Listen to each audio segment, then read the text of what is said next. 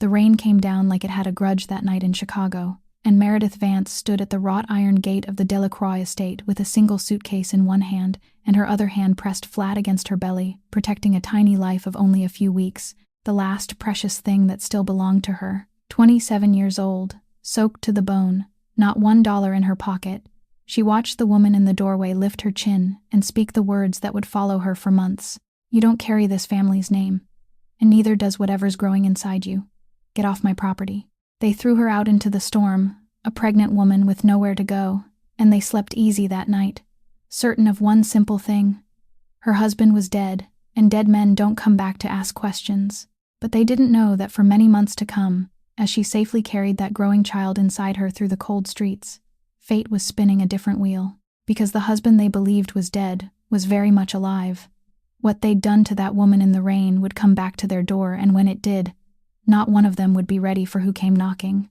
So before you decide who deserved what, stay with this story to the very end. If you believe loyalty matters more than blood, and that no one should be measured by their name or their bank account, hit that like button right now, share this with someone who needs to hear it, and subscribe to the channel so you never miss a story like this one. Now, let's go back to the very beginning, to the night a stranger came home. 6 months before that rainy night, a black car rolled slowly through the iron gates of the Delacroix estate, and the man sitting inside looked upon his childhood home with the eyes of someone who had learned not to trust anything that appeared peaceful. Quezon Delacroix was 36 years old, but 16 years away from home had carved something older than his years into his face, something money couldn't buy and time couldn't erase. He stepped out of the car, adjusted the collar of his coat, and for one very brief moment, his gaze swept across the entire front courtyard, marking the position of every window, every blind corner, every possible escape route should the need arise, a habit so deeply rooted in his blood that he no longer noticed he was doing it. On his right wrist, hidden beneath the fabric of his sleeve, lay a long scar faded by the passing years, the remnant of a life no one in this house was ever permitted to know. The great door opened before he could knock, and Augustine Delacroix stood there, 63 years old, her back still as straight as it had been in her youth, her eyes still as sharp as they had been when she ruled over a family whose name had once carried weight and prestige. She looked her son over from head to toe, slowly, as though assessing the value of some old possession that had unexpectedly found its way back to her door. "You've come home," she said, her voice neither warm nor cold, only an empty acknowledgement. And Kai nodded, answering with the smile he had practiced throughout the flight, the smile of a wayward son who had returned repentant. Inside, the mansion was no longer the place he remembered. The walls that had once been covered with paintings now bore only pale rectangular shadows, where the frames had been removed and sold. The crystal chandelier in the main foyer was missing several arms, and the faint smell of dampness in the air told a story Augustine didn't wish to put into words. Kai noticed all of it, the way he had always noticed everything, but he said nothing. He knew this once wealthy family was struggling, knew the debts were tightening their grip, knew his mother's guarded welcome had nothing to do with affection and everything to do with cold calculation, because the son who had walked away all those years ago had now returned, and perhaps he had brought money with him, and that was exactly what Kai wanted her to believe. He sat down in a worn velvet chair in the drawing room and accepted a cup of tea from an elderly housekeeper named Greta, the only woman in the house who looked at him with something that came close to kindness, and he began to play his part. "I've done reasonably well for myself," he told his mother, his voice gentle and modest, enough to convince her that he was comfortable, but not enough to reveal the truth, that the empire he had spent 16 years building was vast enough to buy the entire neighborhood without making him blink. He didn't tell her who he really was. He didn't speak of the sealed rooms where no one ever dared say his name too loudly, of the people who called him by a name his mother had never heard, or of the kind of power built upon silence and fear. He merely smiled, drank his tea, and watched. In the middle of the conversation, the phone in his pocket vibrated. Kai excused himself, stepped into the hallway, and the voice he used when he raised the phone to his ear was entirely different from the one he had just used with his mother. Lower, sharper, more final. "Handle it quietly," he said in a soft voice. "Leave no trace, and I don't want to hear about it a second time." Then he ended the call, drew a breath, and when he returned to the drawing room, the mild, good-natured smile had settled back onto his face, as though it had never disappeared. Augustine was saying something about the family needing a man to step forward and shoulder its burdens, about the honor of the Delacroix bloodline, about all the things she believed mattered more than anything else. And Kai listened with courteous attention, silently taking note of every word, every glance, every pause. He hadn't come back because he missed home. He had returned because a question had haunted him for years. A question only this place could answer. Whether anyone in this family had ever truly loved him, or whether they were all simply people who saw him through the lens of the name he carried and what he might be able to give them. And to discover the answer, he was willing to hide everything, willing to let them believe he was nothing more than a son returning with a modest measure of wealth. On his first night back, lying awake in his old bedroom and staring at the ceiling, Kai listened to the aging house creak in the wind, and for the first time in many years, he allowed himself to consider that perhaps, just perhaps, he still longed for something. Money and power had never been able to buy for him a true home, a place where someone waited for him to return without needing him to be anyone at all. The memory of the night he left this house 16 years ago remained perfectly intact in Kai's mind, as cold and sharp as a shard of broken glass that time could never wear smooth. He had just turned 20 that year, and his father, Léon Delacroix, was a man who believed a child's worth was measured by his ability to bring honor to the family name, and by nothing else. That night, after a mistake Kai had made, a failed business decision that cost the family a considerable sum of money, his father stood in the middle of the drawing room before the entire family and said things no father should ever say to his son. He called Kai a disgrace, a man unworthy of bearing the Delacroix name, someone he would never have chosen to claim as his child if he had been given the choice again. Then he pointed toward the door and told him to get out, never to return until he had proven himself to be a real man. Kai left that very night, carrying nothing but a single bag and enough anger to sustain him through many of the years that followed. His mother had stood on the staircase and watched without saying a single word in his defense, and that silence cut more deeply into him than any insult his father had spoken. Now, with his father buried for several years, Kai had returned not to seek vengeance upon the dead, but to find an answer from those who were still alive. He had become a real man in ways his father could never have imagined. Yet what he longed for wasn't that belated recognition. He wanted to know something simple and painful. Whether anyone in this house would still consider him family if he came home empty-handed, with no money, no power, and nothing at all. And because he knew he couldn't truly return with nothing, couldn't abandon the empire he had built, he chose the closest thing to that truth. He concealed everything and allowed his family to believe he was merely an ordinary businessman who had managed to put aside a modest amount of money. It was his test, a silent test no one knew they had been placed upon the scales to face. The next morning, when he came downstairs for breakfast, he met his younger sister. Florence Delacroix Hale was 33 years old, a few years younger than he was, and he remembered how, as a child, she had once followed him from room to room throughout the house. Now she was a sharp, polished woman, with a carefully perfected smile and eyes that were always quick to assess the value of everything around her. She embraced him, called him the brother she had longed for all these years, and spoke sweetly about the family finally being reunited.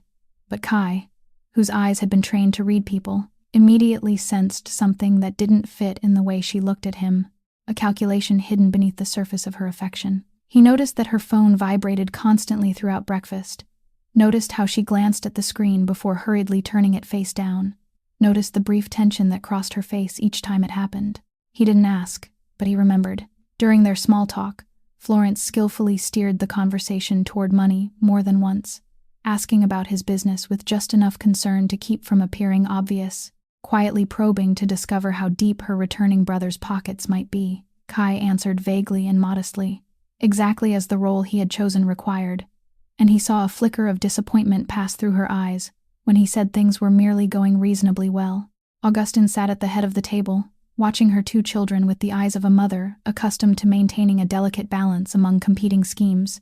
And in that moment, Kai suddenly realized that this house resembled a stage far more than it did a home, a place where everyone was playing a part and hiding who they truly were. He was acting too, and he knew it.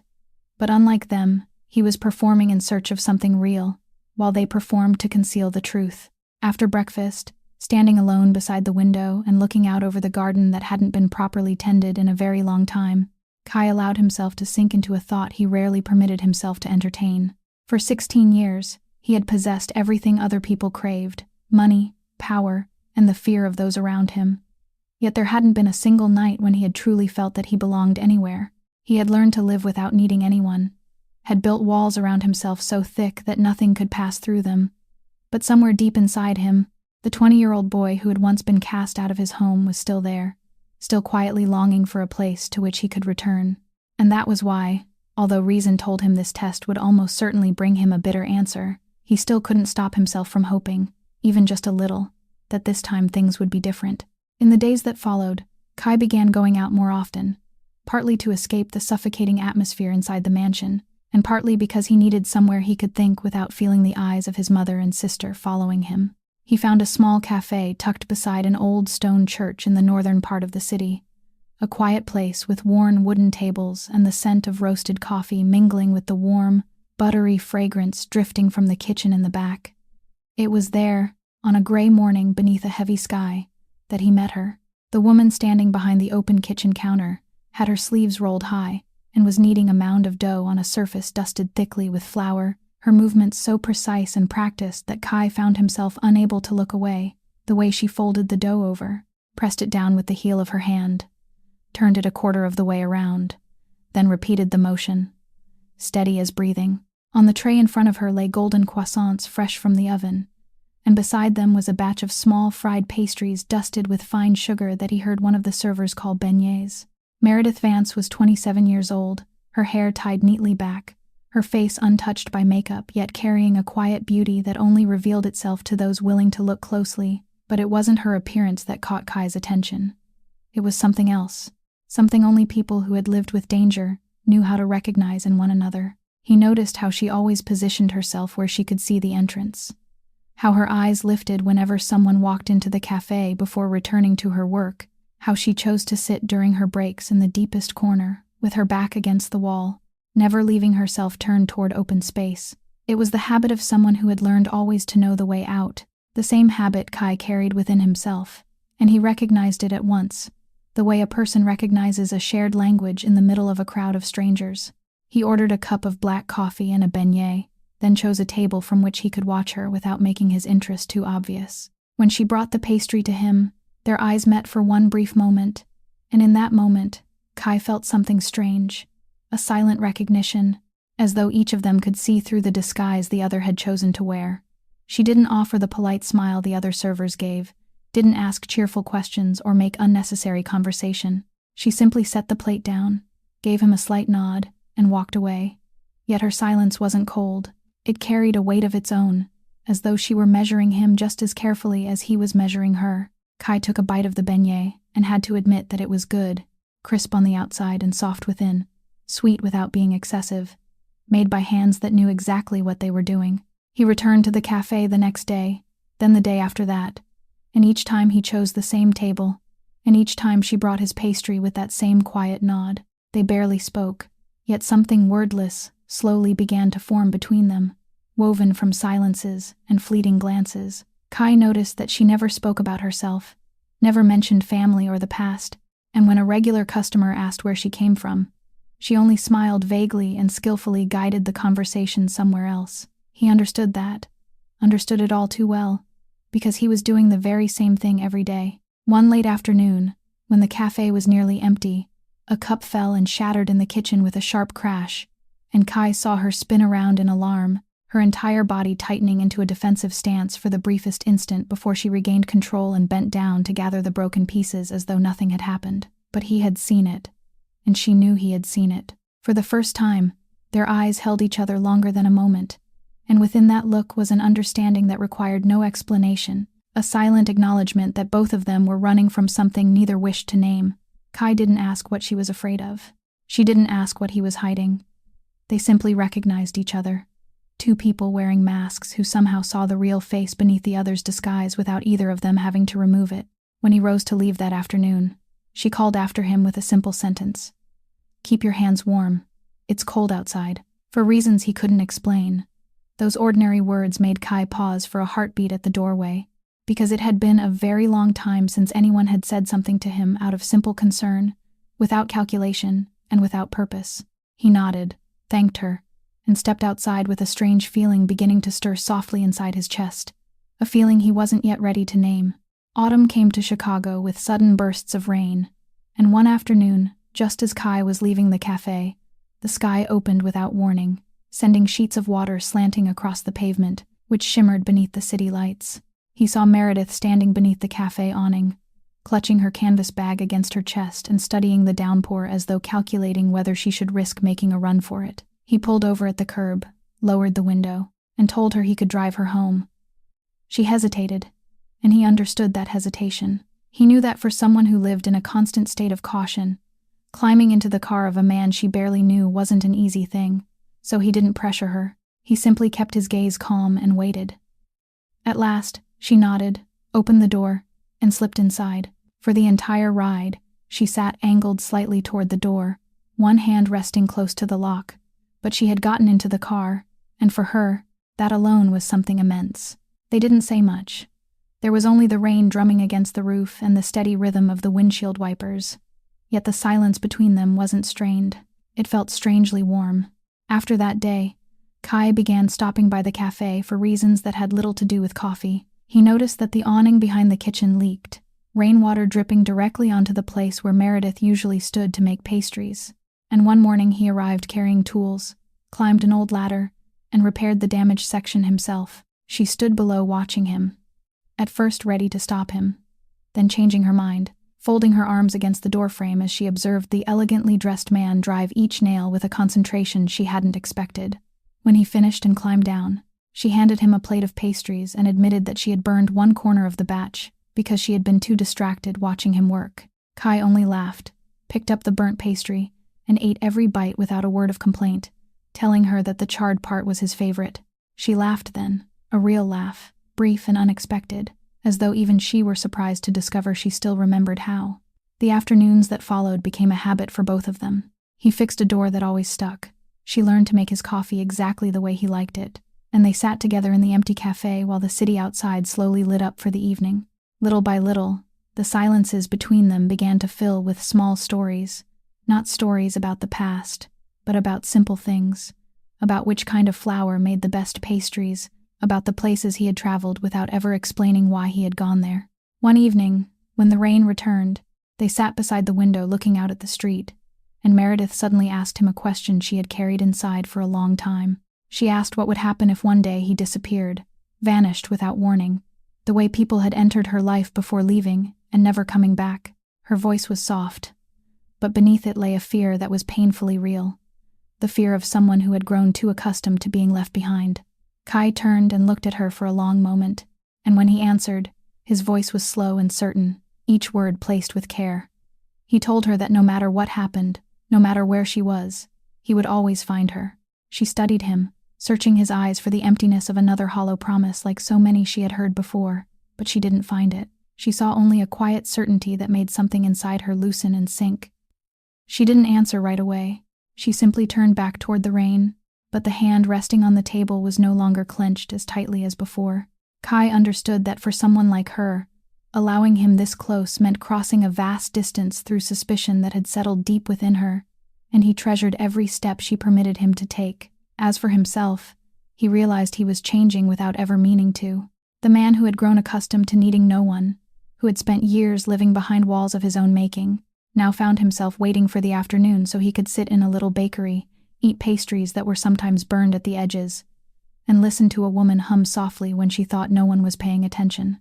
He had returned to Chicago in search of an answer to a question about family, but in the last place he would ever have expected, inside a kitchen fragrant with butter and sugar, belonging to a stranger who was running from her past just as he was, he began to find something he hardly dared admit he had always longed for. That night, when he drove her home through the rain once again, he didn't pull away immediately after stopping outside her door. He remained there for a while, and both of them understood that something between them had quietly changed, something neither of them needed to name in order to understand. The love between Kai and Meredith grew in the way affection grows between two people who have spent their lives guarding their hearts, slowly and quietly, until one evening Kai asked her to marry him. There were no grand words, no elaborate display, only an honest question about whether she wanted to build a place with him where neither of them would ever have to run again. She cried, the first time he had ever seen her cry, and then she nodded. Their wedding was small and private, attended by only a handful of people at a chapel near the cafe where they had met, with no reporters and no extravagant guests, exactly as they both wanted. After the ceremony, Kai brought her home to meet his family, and Augustine and Florence welcomed the new bride with an attitude Kai understood immediately, a cold courtesy concealed just well enough to remain outwardly polite. In their eyes, Meredith was a woman of uncertain origins, with no family standing, and nothing to offer the Delacroix bloodline. And had they not still believed Kai was merely a moderately successful businessman whose money wasn't yet worth fighting over, they might not have been able to hide their contempt so carefully. Florence smiled as she congratulated her new sister-in-law, wearing the same meticulously polished expression she always did, then asked a few polite questions about Meredith's family with false concern.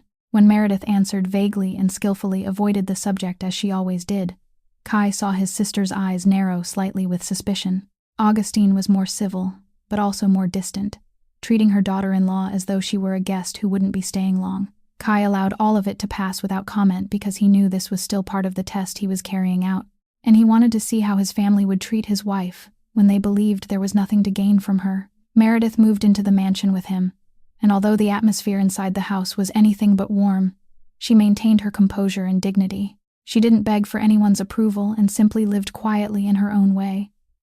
A few days after the wedding, a man came to see Kai. Thaddeus Corvain was 40 years old, tall, broad-shouldered, and impeccably dressed. He had served as Kai's right hand for many years, the man Kai trusted with his most important affairs, the one person who knew more about who Kai truly was than anyone else alive. Thad arrived under the pretense of discussing business, and Kai received him in his private study, where they could speak without fear of being overheard. What caught Kai's attention, however, was the way Thad reacted when he happened to cross paths with Meredith in the hallway as she carried up a tray of tea. Thad stopped for half a second, his eyes moving across her face with an expression that was difficult to read. It wasn't quite surprise, and it wasn't exactly recognition, but something, somewhere between the two, appearing and disappearing so quickly that Kai would have missed it had he not spent years studying people. Thad chose to stay silent about this flash of recognition, secretly keeping it as a wild card for his own dark plans until the right moment. Meredith greeted Thad with a polite nod and walked away, while Thad watched her for a moment before turning back to Kai and continuing their conversation as though nothing had happened. Kai didn't ask about it, but he stored the moment in a quiet corner of his mind, alongside the countless small details he always noticed without rushing to judgment. That night, lying beside Meredith, Kai stared at the ceiling and knew the time had come. He had hidden his true self from her long enough, and now that she was his wife, now that he had decided she was the home he had searched for all those years, he couldn't allow a secret of such magnitude to remain between them. He told her softly that there were things about him she needed to know, things he had never told anyone, about who he truly was, about what he had built over the past 16 years, and about this family as well. He promised that the following evening, once everything had settled, he would tell her all of it and hide nothing more. Meredith looked at him in the darkness, and although she didn't know what he was about to reveal, she could feel the weight behind his words. She placed her hand over his chest and whispered that she would wait, that no matter who he was, she had already chosen him. Kai closed his hand around hers, and in that moment, he felt a strange lightness in his heart, as though he were finally about to lay down a burden he had carried alone for far too long. But somewhere inside that vast house, among the aging walls and the schemes that had yet to reveal themselves, wheels had already begun to turn in silence, and neither of them knew it. The following morning, perhaps because Kai's promise the night before had quietly opened a door of honesty between them, Meredith decided that if he was willing to tell her the truth about who he really was, then she owed him the truth about herself as well. They sat together in the garden behind the mansion, where the pale morning sunlight filtered through the bare branches overhead, and she began to speak, her voice low and slow, as though every word had to be drawn from some deep place she had buried long ago. She told him that her real name, the name she had carried since childhood, was no longer the name she used. She had grown up in St. Louis, and after her mother died, she lived with her stepfather, a man everyone believed was kind and respectable, but who was actually behind a human trafficking operation that drew young women and desperate people into a network from which, once they entered, there was no way out. She had discovered the truth by accident when she was still very young, and for years she lived in silent fear, too frightened to tell anyone because she knew how far his power reached. But then a day came when she couldn't remain silent any longer, when she witnessed something she couldn't turn away from or pretend not to see. and she went to the authorities, agreeing to testify against the very man who had raised her beneath his roof. Her testimony helped bring down part of the operation, but it also made her a target. She was placed in witness protection, given a new name, a new home, and a new life, rebuilt from nothing. But she explained that the protection hadn't been as secure as they had promised, that signs had begun to appear suggesting her location had been exposed, strange phone calls, unfamiliar cars parked across the street for far too long, and in her panic, she had done what she shouldn't have done. She left the program on her own, cut off all contact, and began running in her own way, moving from one city to another, never staying anywhere for too long, until she finally stopped in Chicago and found a fragile measure of peace behind the kitchen counter of the little cafe. Kai now understood everything he had once observed in silence, why she always sat with her back against the wall, why a sudden loud noise made her flinch, why she never spoke about herself and always kept a distance between herself and the world. She wasn't a guarded woman by nature. She was a survivor, someone who had learned to live inside fear without surrendering her dignity. When she finished speaking, she couldn't bring herself to look at him, afraid he would see her differently, afraid he would think of her as a burden, a complication that carried danger wherever it went.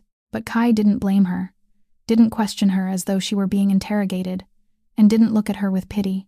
He simply reached for her trembling hand, held it firmly in his own, and told her that she had been extraordinarily brave, that it took a strength few people possessed to stand against the person who should have protected her, and that from now on, she wouldn't have to run alone. He didn't promise to erase her past, because they both knew the past never truly disappeared, but he promised that he would stand between her and anything that tried to reach her. Meredith lifted her eyes to him, and something within them seemed to break open and then mend again. The relief of someone who, for the first time in years, had been fully seen without being abandoned. She rested her head against his shoulder, and they remained that way for a long time in the quiet morning garden, with no need to say anything more. In that moment, the bond between them became deeper than any vow they had spoken at their wedding, because now they shared not only a home, but the most hidden wounds they carried within themselves. Kai became even more certain that telling her the full truth about himself was the right thing to do, that the woman who had trusted him with the heaviest secret of her life deserved to know who he truly was. And he promised himself that tonight, just as he had said, he wouldn't hide anything from her again.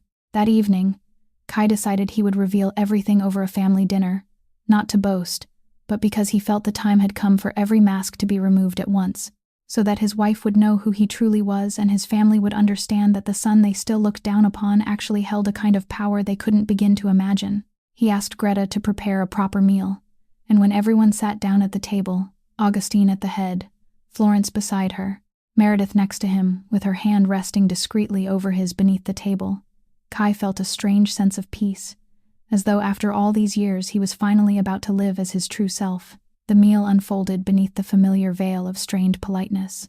Florence made a few suggestive remarks about how difficult business had become lately. Augustine complained about the cost of maintaining the mansion, and Kai merely smiled and listened, knowing those complaints were really feelers, quietly reaching toward his pockets to discover how deep they might be.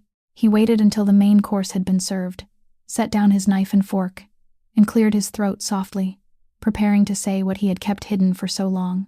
He began by telling them there were things about him the entire family needed to know, that during the past 16 years, he hadn't merely been an ordinary businessman, as they had all believed, and he saw Florence raise her head with sudden curiosity, saw Augustine's eyes sharpen. Meredith squeezed his hand gently beneath the table, a silent gesture telling him she was there and ready to hear everything. But at the very moment Kai was about to continue, his phone began vibrating violently against the tabletop, and the name glowing on the screen made him pause. It was a call he couldn't ignore.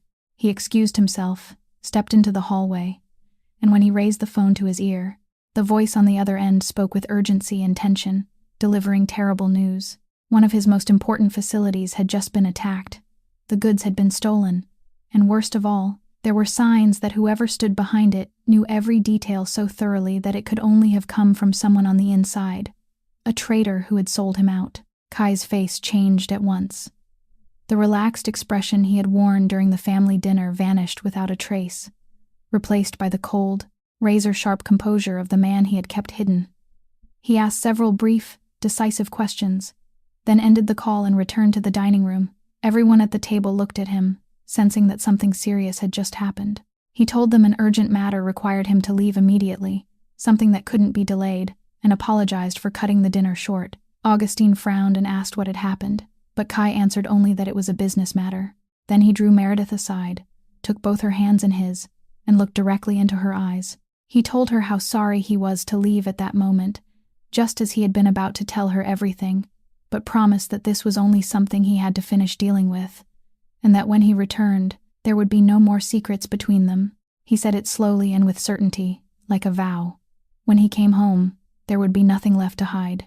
Meredith looked at him as a vague uneasiness rose inside her, a heavy feeling pressing against her chest like a warning she couldn't explain, and she tightened her grip on his hands, softly telling him she had a bad feeling and begging him to be careful. Kai smiled at her, a gentle smile meant to reassure her, bent down to kiss her forehead, and repeated his promise that he would always find his way back to her, and that all she had to do was wait. Then he put on his coat, walked quickly toward the door, and outside in the darkness, a car was already waiting. Meredith stood by the window and watched its lights disappear into the night, one hand resting over her stomach, where a tiny life had only just begun to form, a secret she hadn't yet had the chance to tell him, while her heart grew heavy with a fear she tried desperately to push away. She told herself he would come home. He had promised, and a man like him wasn't the kind who broke his word. But that night, as she lay waiting in the large bedroom and listened to every sound beyond the gates, hoping each one might be the sound of his car returning, the hours continued to pass.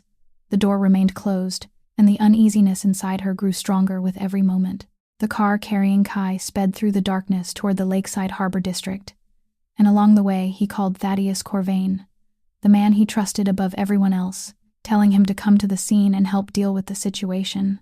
Thad answered calmly, saying he was already on his way, that everything had been arranged, and in that voice Kai failed to hear something he should have recognized, that such calm didn't belong to a man who had just received terrible news, but to one who already knew exactly how everything would unfold. The attack on the facility, the warning about an insider, the urgent call in the middle of dinner, all of it was a curtain woven with painstaking care, and the man who had woven it was the one person Kai would never have suspected.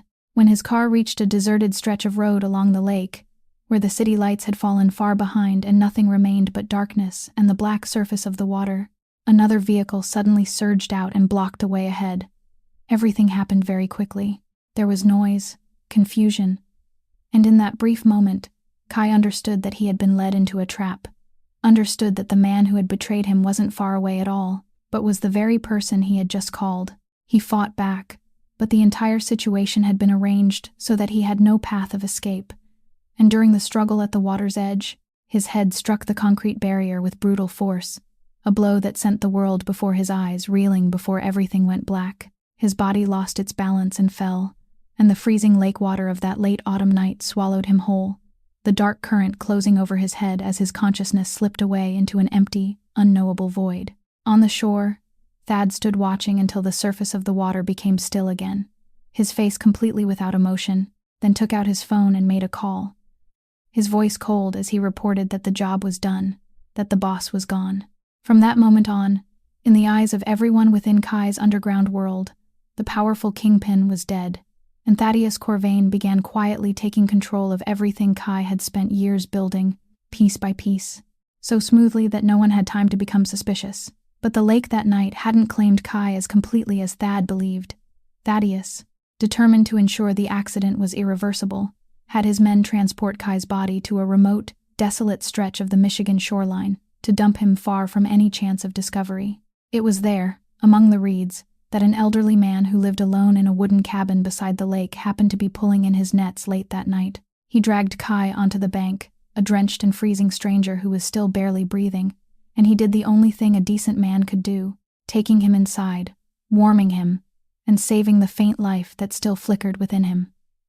When Kai finally opened his eyes after several days of delirium, he couldn't remember who he was. The devastating blow to his head had taken everything from him: his name, his past, his empire, and even the face of the woman he loved. He stared up at the unfamiliar wooden ceiling with an empty mind, left only with a vague and aching sense that he had lost something deeply important, a nameless hollow in his chest that he couldn't fill and couldn't name. Meanwhile, at the Delacroix mansion, Meredith was still awake. She sat beside the window throughout the night, her eyes fixed on the iron gates, her ears listening to every sound of the sleeping city, with the fragile hope that she would hear the familiar car pull to a stop outside. She had called his number more times than she could count, and each time a cold recorded voice told her that the subscriber couldn't be reached. She tried to reassure herself that he was busy, that the work had taken longer than expected, that when dawn came he would return, exhausted but safe, and tell her everything just as he had promised. But dawn came and faded, then another dawn arrived, and the gates remained silent. Her hand rested over her stomach, where the child he had never had the chance to know about was growing a little more each day, and she whispered to herself that he had promised he would always find his way back to her, that she had to believe in that promise. She had no idea how far that fateful night had carried her husband away, or that the promise he had left with her, that when he returned there would be no more secrets, was now drifting somewhere inside a mind that had forgotten even its own name.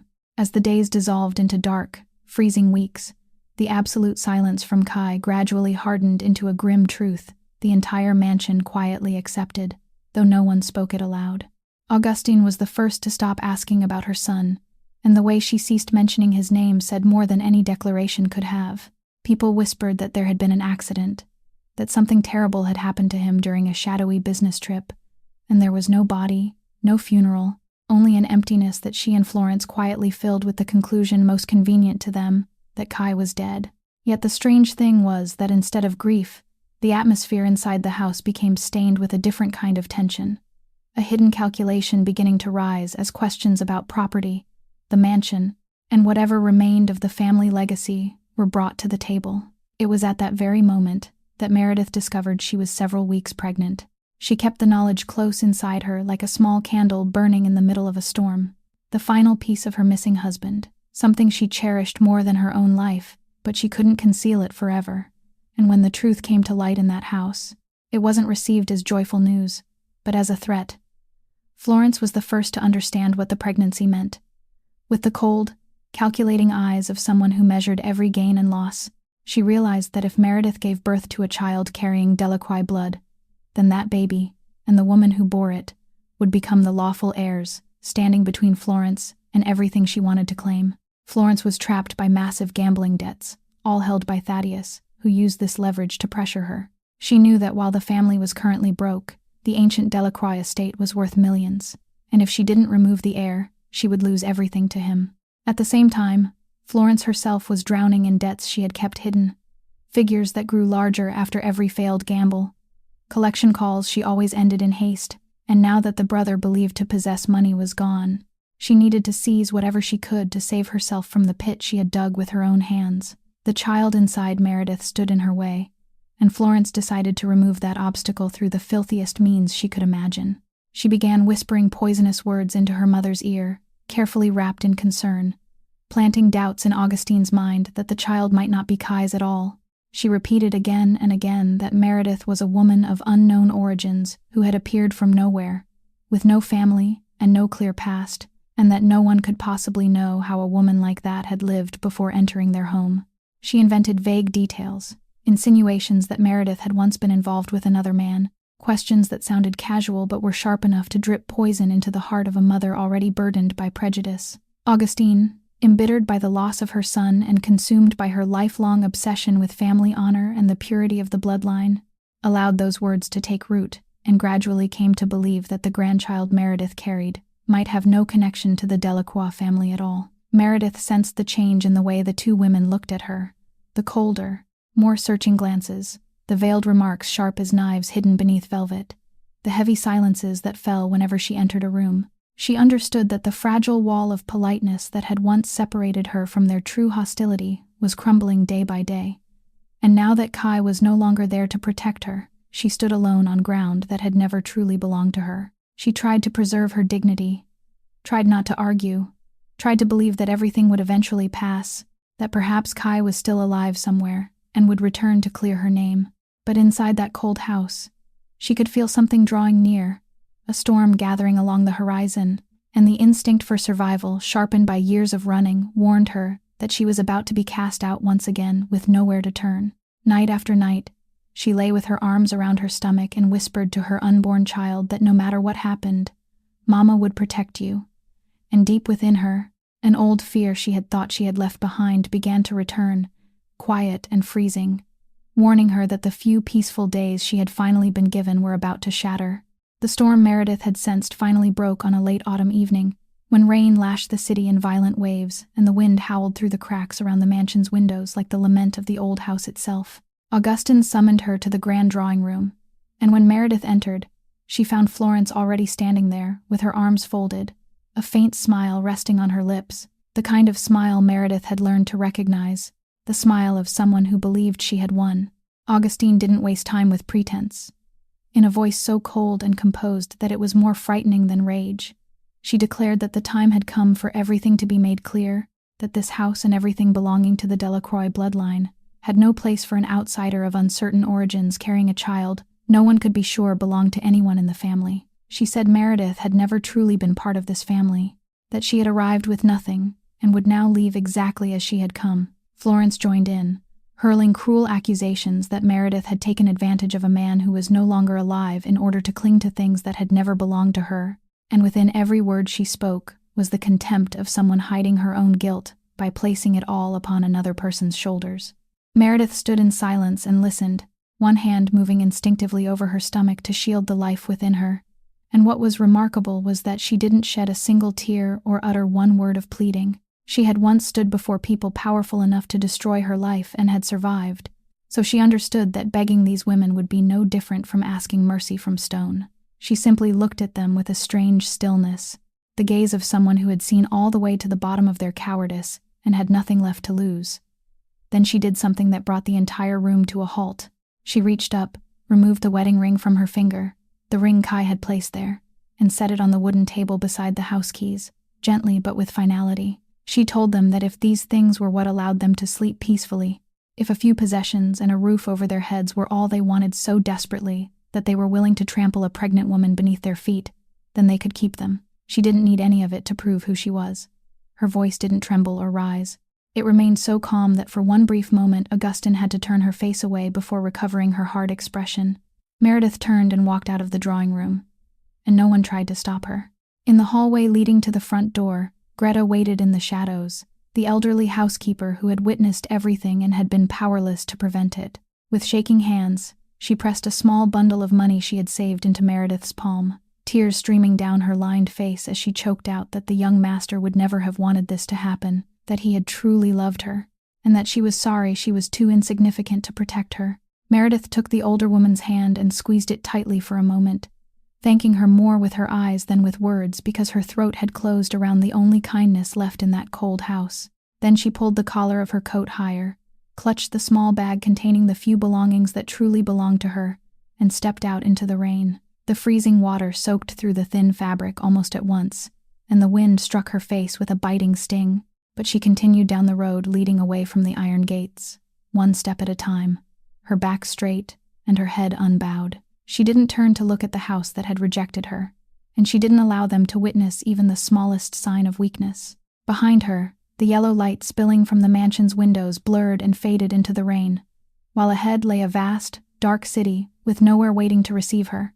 She placed one hand over her stomach, drew a deep breath despite the cold cutting into her skin, and reminded herself that she had lost everything once before and had still found the strength to rise again, that this time she wasn't alone because there was a life inside her that needed her to remain strong.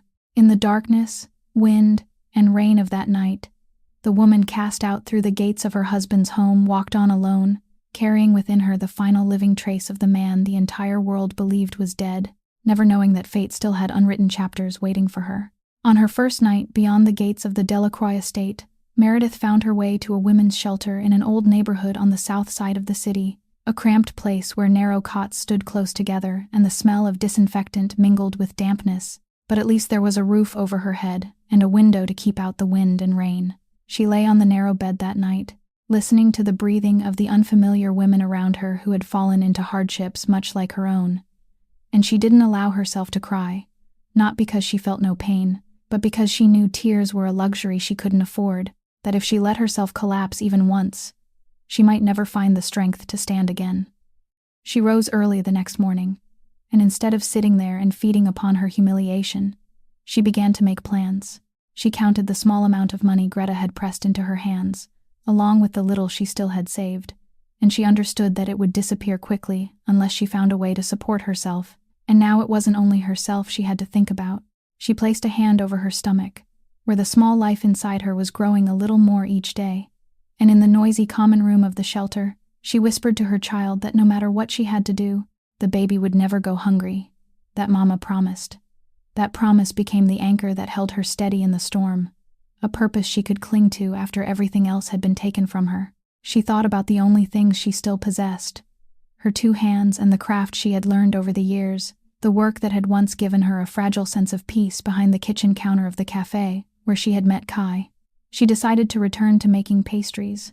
With her meager savings, she bought an old pan, a small gas burner, a little flour, sugar, and yeast, the cheapest ingredients she could find, then claimed a busy street corner near a train station, where every morning hurried crowds poured out on their way to work. She woke while the sky was still completely dark, when the entire city remained asleep, kneaded dough with hands that had grown rough and calloused, and fried golden beignets dusted with fine sugar, the same kind of pastries she had once made with such care in that warm kitchen long ago.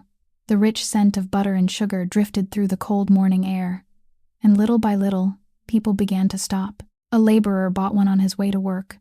A mother bought several for her children, and an elderly man who lived nearby came by every morning simply to exchange a few words. Meredith sold her pastries with a quiet smile and a kindness hardship hadn't managed to take from her. She always remembered the names of her regular customers, always set aside the hottest pastry for those who seemed to be struggling even more than she was. And on some mornings, she quietly slipped an extra one into the bag of a homeless person passing by without saying a word.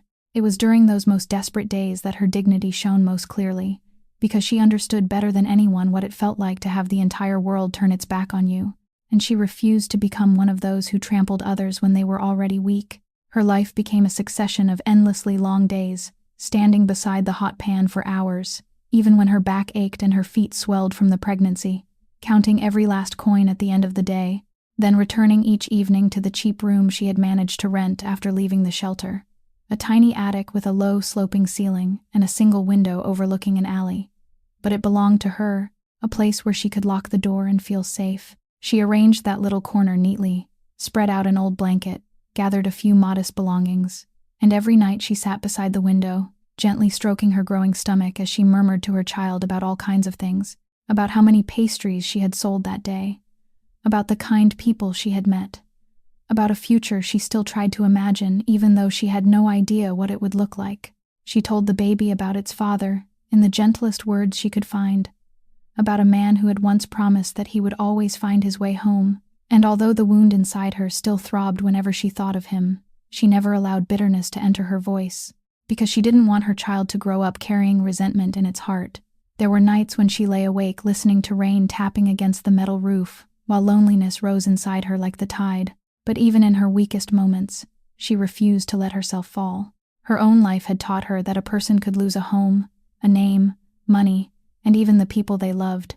But there was one thing no one could take unless it was willingly surrendered, a person's dignity and the will to keep living. And every morning, when the first pale light of dawn began to spread across the cold streets, people saw a pregnant woman standing at the corner, her hands moving swiftly as she fried fresh, steaming pastries, her back still straight and her eyes still bright. A woman who had lost almost everything but had never lost herself. While Meredith rebuilt her life one pastry at a time on the streets of Chicago, many miles to the northeast, on the shore of a vast lake in the state of Michigan, the man she believed had disappeared was living an entirely different life under a name that wasn't his own. The old fisherman who had pulled him from the water that night was named Walter, a solitary man of few words, and when he realized that the stranger had awakened with no memory of who he was, no identification, and no past, he didn't ask many questions. He simply gave him a place to stay and a temporary name by which he could be called. They called him John, the most ordinary name anyone could think of for a man without one, and Kai, or John as he was known now, accepted it the way a man accepts the only thing he has. Time passed slowly in that small lakeside town, the seasons shifting as the water turned colder, and little by little, his body recovered while the autumn deeped into the early signs of winter. The wound on his head healed into a faint scar near his hairline, and his strength returned, but his memory remained a vast and bottomless emptiness, He couldn't remember where he had come from, what he had done, or whether someone somewhere was waiting for him. He helped Walter mend fishing nets, repaired the roof of the wooden cabin, and took on physical work around the docks in exchange for food and shelter. And the people of the town gradually grew accustomed to the quiet presence of the reserved stranger among them. Yet although he appeared on the outside to have accepted his new life, deep within him there was always a persistent ache he couldn't name, an emptiness lodged inside his chest, as though some essential piece of who he was had been taken from him. On one of the rare evenings when he and Walter sat together beside the fire, he described it as the feeling of walking into a room and forgetting why he had entered, except that the room was his entire life. Some nights he dreamed fragmented dreams without beginnings or endings, broken pieces of memory rising from the darkness, only to sink again before he could take hold of them. He dreamed of the scent of butter and baked sugar, a warm fragrance that made his heart tighten with a longing he didn't understand, a scent that carried with it the feeling of peace and of a home he no longer had.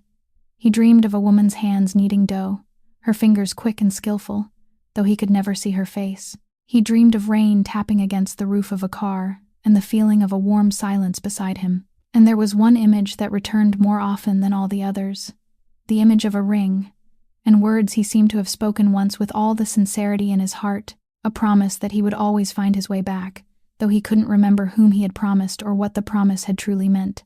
Each time he awoke from those dreams, he lay motionless in the darkness for a long while, trying to hold on to the fragments as they dissolved, trying to fit them together into something that made sense, but they slipped through his grasp like water. Walter, a man seasoned by life, sometimes watched him with thoughtful eyes, and once he told him that a man who carried so much unspoken longing inside him must have a life waiting somewhere beyond that town, that the emptiness he felt wasn't truly emptiness at all, but the trace of something he had once loved deeply. Those words haunted Kai. He began to wonder who he had been before the lake swallowed him, began to wonder whether someone was waiting for him, asking why he hadn't returned, and the thought left him both restless and helpless, because he had no way to recover what he had lost when he didn't even know where to begin.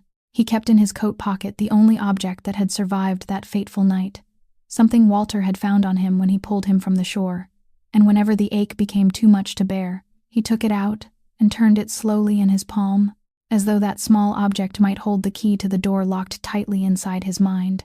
With every passing day, the feeling grew stronger that he didn't belong there, that his true life existed somewhere else, and that someone out there needed him, smoldering quietly and persistently within him like a flame that refused to die. He didn't yet know what he would do with that feeling, or how he could follow the fragile thread of instinct it offered, but he knew one thing with certainty: he couldn't remain forever as a nameless shadow beside that lake. Sooner or later, he would have to search for the answer to the emptiness that called to him every night. The clue came to Kai by chance one afternoon, while he was helping Walter haul fish into town to sell, and as he sat waiting in a small diner, his eyes happened to settle on an old newspaper someone had left behind on the table. There was a photograph of a building on one of the pages, and the name printed beneath it, Delacroix, made his entire body go rigid, as though an electric current had passed through him. He didn't understand why, but the name reverberated inside him with such force that his heart began to pound. A vague sense of recognition his mind couldn't explain, even though his body responded with overwhelming intensity. He picked up the newspaper and read the name again and again, and for the first time in 7 months, the emptiness in his chest was no longer silent. It began to whisper something, pointing him in only one direction, toward a city he felt compelled to reach. He told Walter that the time had come for him to go and search for who he truly was, and the old fisherman merely nodded, as though he had always known this day would eventually come. Then he pressed a little money and the keys to his old pickup truck into Kai's hand, telling him to go, and that if he found what he had lost, he must never allow it to slip away again. Kai drove for hours along seemingly endless highways, and the closer he came to the great city, the more powerfully that sense of familiarity rose within him, as though every road and every street corner were softly calling his name in a language only his heart could understand. He didn't know what he was searching for, or whom he might find. He simply allowed instinct to guide him through the streets, and then, early one morning, as the city was beginning to wake, while he drove slowly through a neighborhood near a train station, a fragrance drifted through the open window and made his foot press the brake without thought. It was the scent of butter and baked sugar, the very fragrance that had haunted him through countless nights of dreams, the scent of peace and of a home he couldn't remember. And now it was real. alive and warm in the cold morning air. He turned his head, searching for where it came from, and on the street corner across the road, he saw her, a woman now heavily pregnant, her belly round and prominent, yet standing resiliently beside a pan as her hands moved swiftly to lower pastries into the hot oil. There was something in the way she stood, in the movement of her fingers, in the slight tilt of her head as she spoke with a customer, that made his chest tighten with a sudden stab of pain, a fierce familiarity rising from the deepest place inside him that he couldn't explain. He remained motionless in the truck for a long time, both hands gripping the steering wheel, his heart beating wildly as he struggled between the urge to rush toward her and the confusion of not understanding how a stranger could stir such powerful emotion within him. In the end, he couldn't resist. He turned off the engine, opened the door, stepped out, and crossed the street toward her as though an invisible thread were pulling him forward. Meredith was laughing with a regular customer, a soft, warm laugh she had finally rediscovered after so many months of hardship. And when she looked up to ask the next customer what he would like, her eyes met the face of the man standing before her stall. The laughter died on her lips. The entire world around her seemed to stop. It was the face she had wept for silently every night, the face she had believed she would never see again, the face of the man the entire city believed was dead. He was alive. He was standing there before her, real and breathing. She stammered his name, her voice breaking beneath the weight of all the emotions surging through her at once, and she was about to run to him, to throw her arms around him, to ask where he had been throughout all those months. But something in his eyes made her stop halfway, made the joy that had just burst alive inside her chest freeze into cold confusion. His eyes were looking at her, but there was no recognition in them, no happiness from a man who had found his wife again. Nothing except the bewilderment of someone standing before a complete stranger. He studied her as though trying to grasp something that had just flashed beyond his reach, his brow tightening slightly, then asked in a hesitant voice whether they had met somewhere before, because he had the strangest feeling that he knew her, but he couldn't remember how. The question struck Meredith like a knife. The man who had once promised that no matter where she was, he would always find her, had truly found her at last, and was standing directly before her. Yet he had no idea who she was. Meredith stood frozen behind the pan, struggling to swallow the tightness rising in her throat, and in that moment countless conflicting emotions tore through her all at once. The indescribable joy of knowing he was alive, the ripping pain of watching him look at her without recognition, and beneath it all, the instinctive caution that had been carved into her very being, because she was a woman who had learned that even things resembling miracles could become traps. She didn't rush into his arms, didn't pour out the whole story, and didn't call him her husband. She drew a breath, steadied herself, and answered that perhaps he had mistaken her for someone else, her voice so calm that even she was surprised by it, though inside her chest her heart was pounding like a war drum. But Kai didn't leave. He remained where he was, his gaze fixed on her with growing confusion, and he told her he knew how unreasonable it sounded, that he was a man who couldn't even remember his own real name.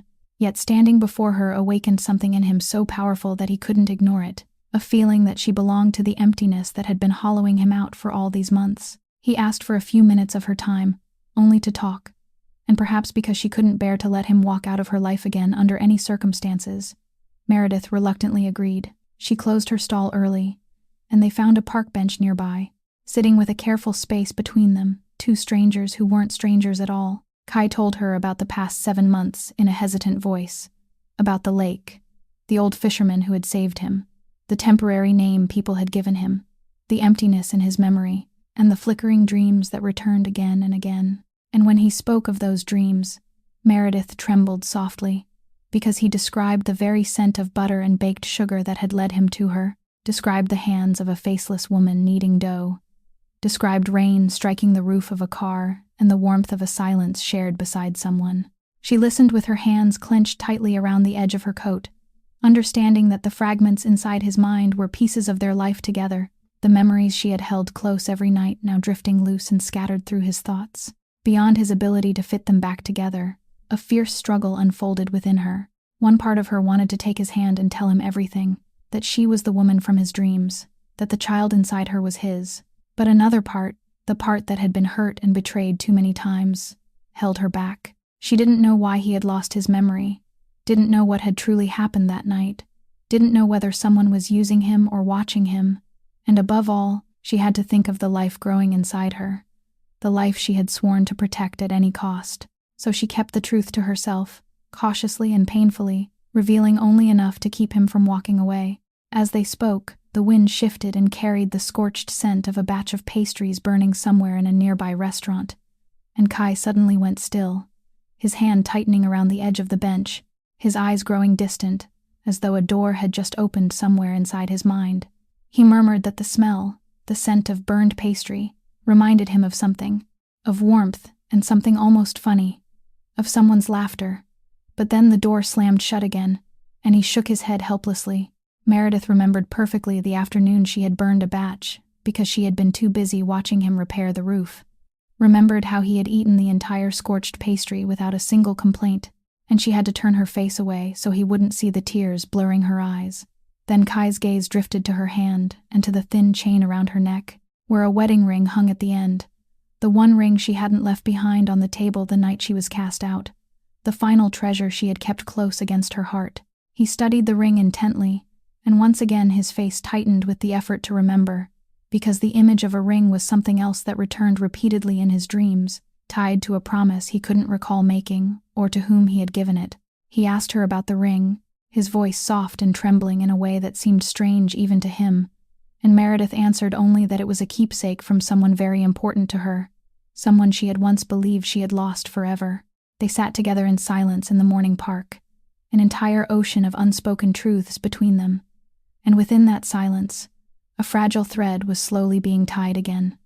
Little by little, between a man searching blindly for the person he once was, and a woman struggling to protect her heart from breaking one more time.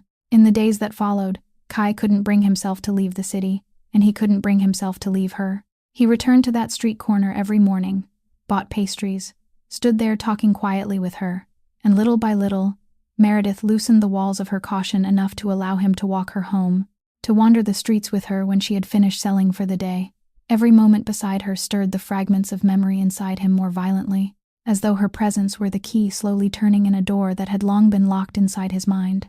Then one late afternoon, as they stood together beside the window of her small attic room, while another sudden rainstorm began tapping against the metal roof outside, Meredith gave a soft grimace and lifted a hand to support her stomach, and by instinct Kai reached out to steady her. His palm accidentally came to rest against the round curve of her belly, just as the tiny life within gave a gentle kick. The instant his hand felt that movement, the kick of his own child, something inside his mind shattered open like a dam giving way. An entire sea of memories that had been trapped for so long came flooding back all at once, violent and overwhelming, forcing him to grip the window frame to keep from collapsing. He remembered her face in the kitchen filled with the scent of butter and sugar on that first morning, remembered her laughter when he ate the burned pastry, remembered the rain and the car and the promise he had given her, remembered the small wedding in the chapel, remembered the night he lay beside her and promised to tell her the whole truth about himself.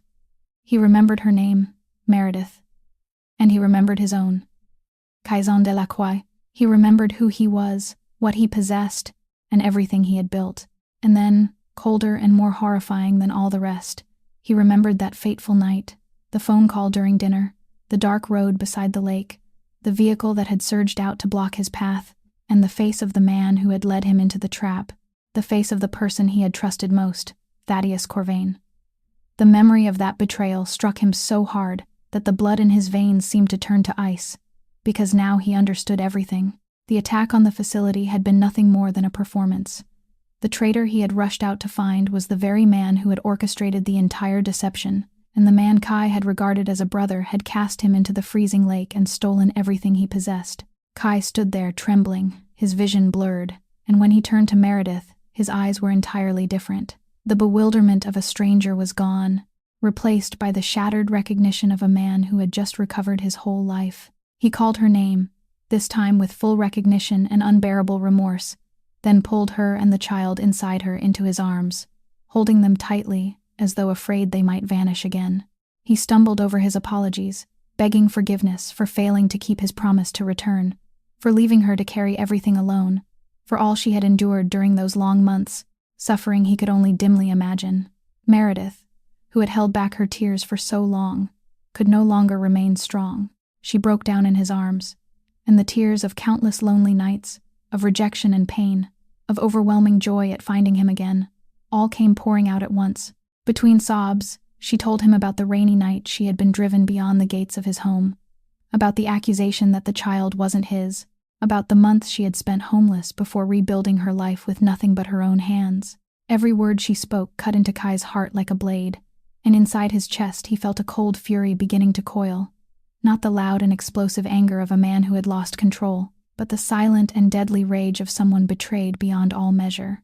Yet even within that fury, he continued to hold her gently, one hand resting over her stomach, as though asking forgiveness from the unborn child who had suffered injustice before ever drawing its first breath. He understood that the joy of their reunion couldn't yet be complete. Thaddeus was still sitting upon the throne he had stolen. Kai's family still believed him dead and had treated his wife like an enemy. And the moment Thad discovered that he was alive, danger would close around Meredith and the baby at once.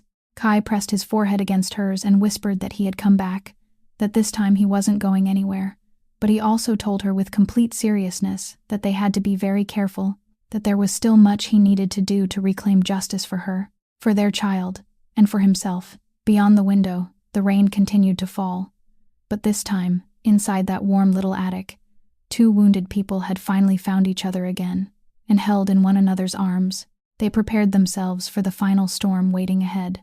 While Kai and Meredith found each other again in that small attic, on the other side of the city, inside a glass-enclosed office high above the streets in a building belonging to the empire he had stolen, Thaddeus Corvain sat behind the desk that had once belonged to Kai, playing the role of a kingpin, with all the coldness he had learned through years of standing behind another man. Over the past 7 months, he had consolidated his power methodically, replacing those loyal to Kai with men willing to bow before him, taking control of every piece of the network Kai had left behind, and spreading enough fear that no one dared question how the former boss had truly disappeared. Yet beneath that solid exterior, Thad remained a man consumed by fear, because stolen power never rests securely in the hands of a thief, and he understood that one small mistake could bring everything crashing down. What few people knew was the secret connection between Thad and the Delacroix family, a connection carefully concealed and the very link that explained why Meredith had been cast into the street on that rainy night. Long before the fateful evening, Florence had become trapped in gambling and predatory loans, and the creditor lurking behind her shadows, the man holding the notes of debt that were tightening around her throat, was none other than Thaddeus Corvain. He had quietly lent her money again and again, not out of kindness, but because he saw in her a useful pawn positioned inside the family of the man he intended to overthrow. When Kai disappeared and Florence panicked over debts she had no way to repay, Thad secretly pressured her, promising to erase what she owed if she made certain that no one carrying Delacroix blood remained, to challenge his claim over everything he intended to swallow whole. That was why Florence had been so determined to drive Meredith and the baby away, why she had created that vicious lie about the pregnancy, not merely because she coveted the inheritance and the mansion, but because a dark force behind her was tightening its grip, a force she didn't even realize had orchestrated the death of her own brother. Now that his memory had returned in full, Kai began tracing every thread of the conspiracy, with the deadly composure of a man who knew exactly whom he was hunting. He didn't rush recklessly toward revenge, because he understood that confronting Thad directly, while the man still controlled every resource, would only place Kai and the people he loved in danger. Instead, he did what Thad never expected. He began quietly contacting those who had once been loyal to him, the men who had followed him from the earliest days and had never truly believed their boss was dead. Men Thad hadn't yet managed to buy, or could never buy at all. Kai approached them one by one, under cover of darkness and with absolute secrecy, and every time one of them saw his face, saw the man they had believed lost standing alive before them, their old loyalty flared back to life as a quiet but powerful fire. He offered them no promises of money or power. He simply showed them the truth about the man who had betrayed them all, and that was enough to gather around him a network of people ready to help him reclaim what had been stolen. He ordered them to collect evidence in silence of everything Thad had done during the past 7 months, the hidden transactions, the traces a hurried usurper could never erase completely, and he searched especially for proof connecting Thad to his family, to Florence's debts, and to the very night Kai had been thrown into the lake. Piece by piece, under his patient and incisive hand, the fragments began to come together, and the full picture of the betrayal grew clearer, uglier than anything he had imagined. In the meantime, he kept Meredith and their child in a discreet and secure place, placing trusted protection around her, without forcing her to live in fear. And every evening he returned to her, setting aside the coldness of the hunter to become once more the gentle husband who rested his hand upon her stomach and spoke to the child who would soon be born. He told her that he wouldn't act blindly, that he would reclaim justice in a way that made the guilty pay exactly for what they had done without drawing her and the baby into danger or turning him into something he never wished to become. During those days, the air around him grew thick with tension, darkness, and calculation, as though the entire city were holding its breath for the moment when the kingpin believed to be dead would step out of the shadows. And none of those who had betrayed him or rejected his wife knew that day was closer than ever. As Kai followed the threads of the conspiracy, he understood that to reclaim justice completely, he needed not only to bring Thaddeus down, but also to clear Meredith of the false accusation she had been forced to bear, the filthy lie that the child she carried wasn't his blood, because he knew that as long as that falsehood remained unproven, the wound inside her could never truly heal. The first person he sought out was Greta. When the elderly housekeeper opened the door and saw the young master she had mourned as dead standing alive before her, she broke into helpless sobs, her trembling hands lifting to cradle his face as though she needed to make certain he wasn't a dream. She told him everything that had happened inside the house after the night he left and never returned, told him how Augustine and Florence had gradually changed once they believed he was dead, how Florence had poured poisonous words into her mother's ear, and how, on that terrible rainy night, Meredith had been driven out with nothing in her hands and a living child inside her. She recounted every detail she had witnessed, the way that woman had placed the ring and the keys upon the table before walking into the rain without speaking a single word of pleading, and Greta's voice caught with regret as she remembered how powerless she had been. Kai listened, and although anger boiled inside him, he held the old woman's hand gently and told her that none of it was her fault, that the small amount of money and the kindness she had given Meredith that night had meant far more than she could ever know. He understood that Greta's testimony was invaluable because she had witnessed the full cruelty of what had happened, and he carefully recorded her account, another crucial link in the case he was building. But he also understood that testimony alone wouldn't be enough to destroy the lie about the baby completely, because people like Florence and Augustine would always find a way to deny it, always hide behind uncertainty in order to protect themselves.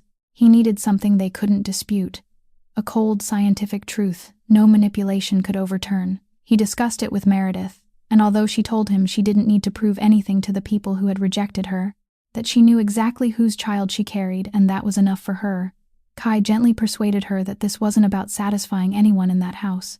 It was about restoring the honor that had been taken from her and from their child, so that no one would ever again be able to question the baby's parentage. She agreed. He arranged for a paternity test to be conducted discreetly and professionally at a reputable facility, and when the results arrived, they confirmed what both of them had always known in their hearts, that the child Meredith carried was the biological child of Quezon Delacroix, without even 1% of doubt. Holding the report in his hands, Kai stared at those dry, clinical lines as emotion rose inside him, because the paper wasn't merely scientific proof. It was a shield that would protect his wife's honor, a powerful answer to everyone who had dared trample upon her dignity.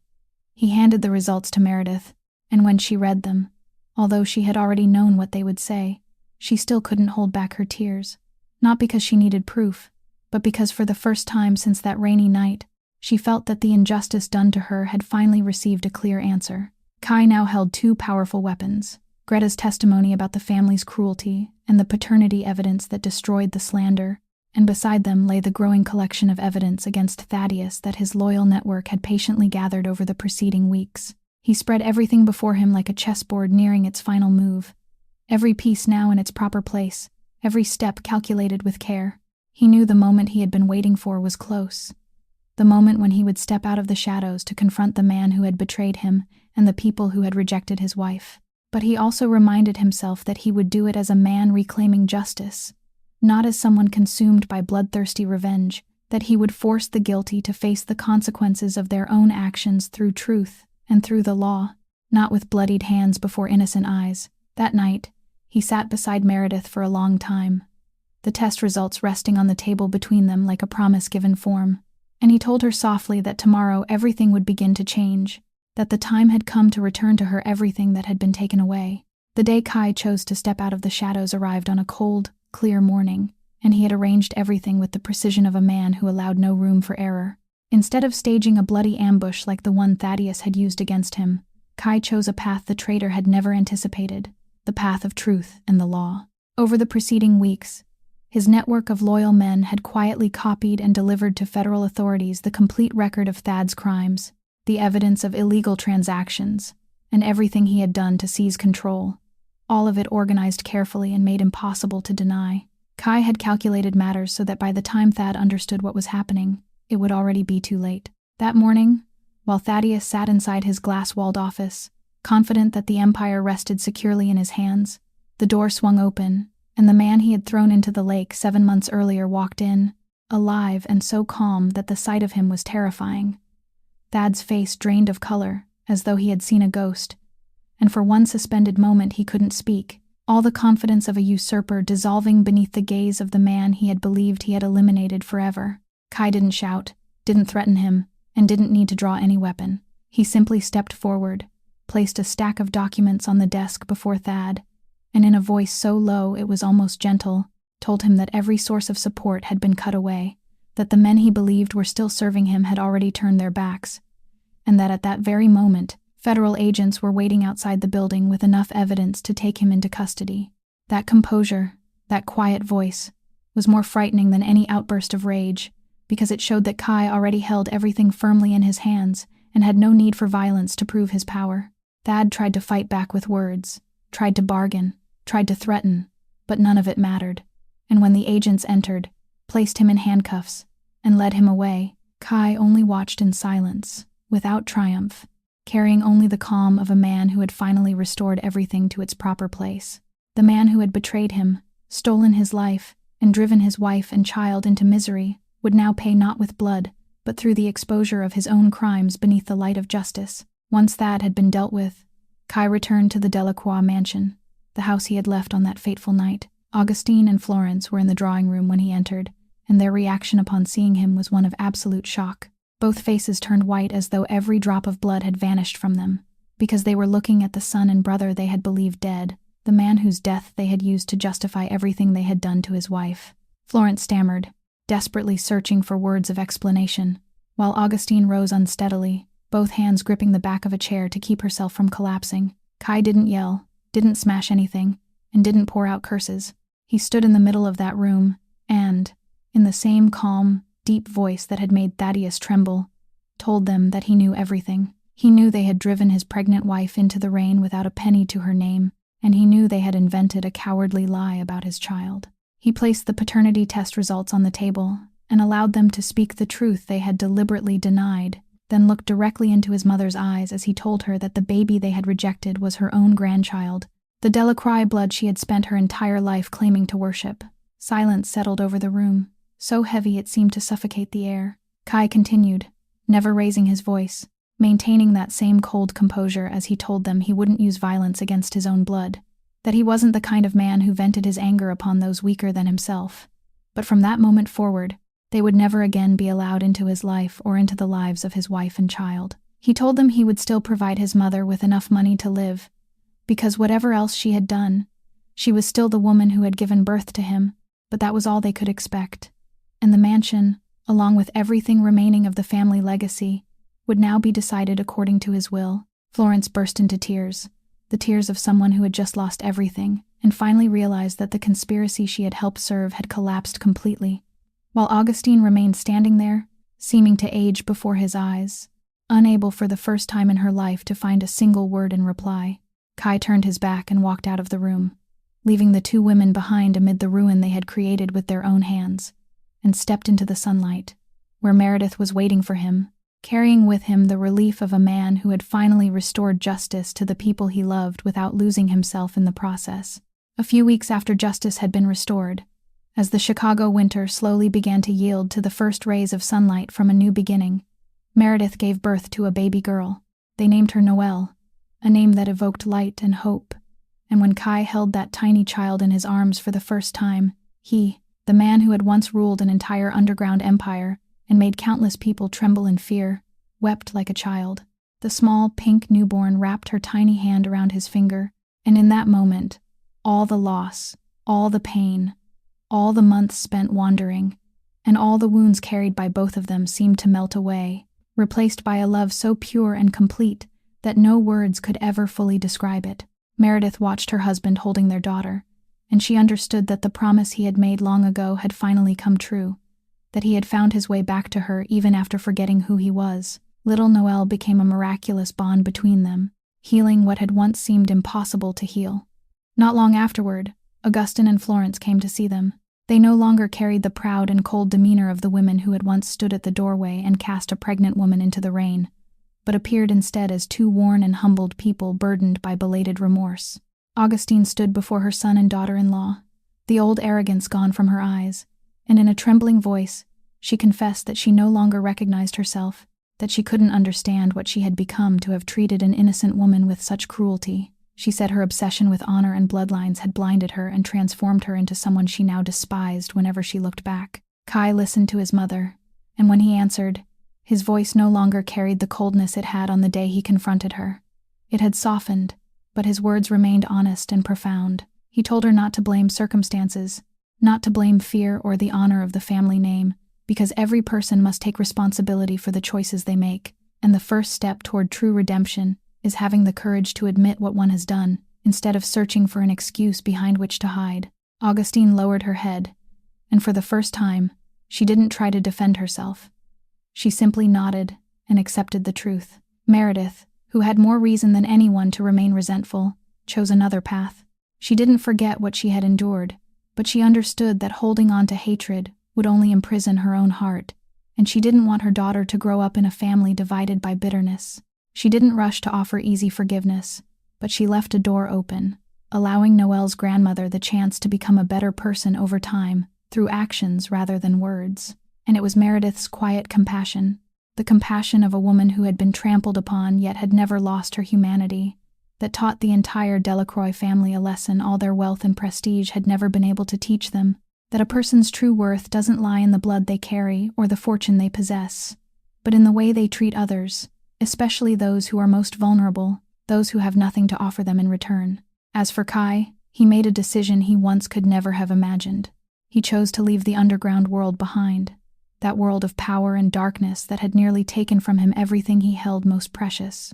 He put his affairs in order, transferred and dismantled what needed to be transferred and dismantled, then stepped into the light to begin a new life beside his wife and daughter.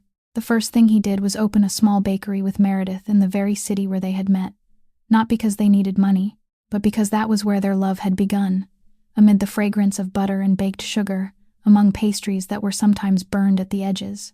Every morning, people saw the husband and wife standing together in the warm kitchen, their laughter mingling with the sounds of little Noelle in the cradle nearby.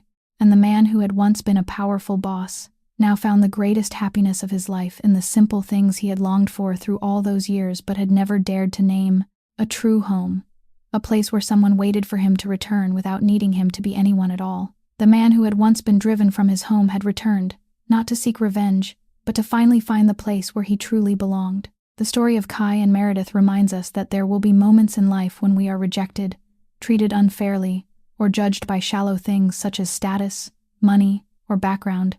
But a person's dignity is something no one can take away unless we surrender it ourselves, and kindness and resilience will always possess the power to heal and, in the end, to prevail. Always treat the people around you with respect, no matter who they are or what they possess, because you never know how extraordinary a story someone may be carrying quietly within them. If this story touched your heart, please subscribe to our channel, click like, and share it so you can hear more meaningful and compelling stories every day. How did the story of Meredith and Kai make you feel? And what did it bring to mind about the real world around you?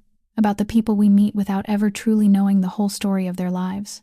We would deeply love to hear the feelings held within your heart, so please leave a comment and share them with us. May everyone listening to this story always be blessed with good health and a life filled with happiness and peace each day. Goodbye, and we'll see you again in our next videos.